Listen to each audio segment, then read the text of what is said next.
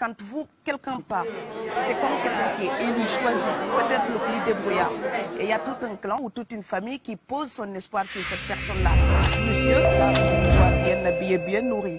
Si vous étiez affamé chez vous, peut-être que votre famille serait ravie d'imaginer que vous pourriez aller gagner de quoi faire vivre les autres. Donc c'est aussi une solidarité qui est en œuvre. On laisse partir quelqu'un, on compte sur lui. Vous allez me laisser terminer. Et Schengen, entre guillemets Schengen, ça me permet d'être invité aux Pays-Bas, monsieur, donner des conférences dans vos universités. Quand ils trouvent que mon cerveau est convenable, là, ils l'utilisent.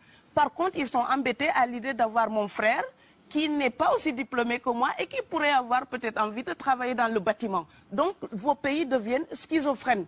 On ne peut pas trier les gens comme ça avec les étrangers utiles et les étrangers néfastes. Et la deuxième chose que je veux dire aussi, c'est que les Européens, là, on voit des Africains qui viennent, d'accord? Ce mouvement, ce déplacement de population, on le voit.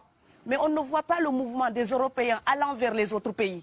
Alors celui-là, c'est le mouvement des puissants, ceux qui ont l'argent, ceux qui ont le bon passeport. Donc vous allez au Sénégal, vous allez au Mali, vous allez dans n'importe quel pays du monde, au Canada, aux États-Unis, partout où je vais, et je voyage tout le temps, je croise des Français, des Allemands, des Hollandais. Je les rencontre partout sur cette planète parce qu'ils ont le bon passeport. Donc, comme avec l'exotisme, l'Europe s'était arrogé le précepte unique, unilatéral, de l'exotisme. Les autres sont exotiques. Alors que pour quelqu'un de mon village, il n'y a rien de plus exotique que quelqu'un d'Amsterdam.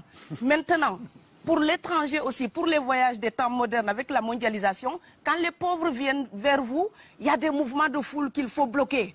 Mais quand vous, avec votre passeport et avec toutes les prétentions que cela donne, vous débarquez dans les pays du tiers-monde, là, vous êtes en terrain conquis.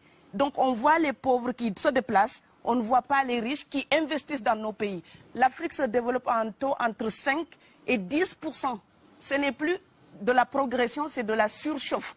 Sauf que quand des pays du tiers-monde se développent et qu'ils n'ont pas les moyens pour gérer tout ça, il faut une ingénierie, il faut une formation, il faut des populations pour installer une démocratie. Là, cette surchauffe-là, vous avez besoin qu'on reste dominé pour servir de débouché à l'industrie européenne. Alors il faut arrêter l'hypocrisie. On sera riches ensemble ou on va se noyer tous ensemble. Voilà.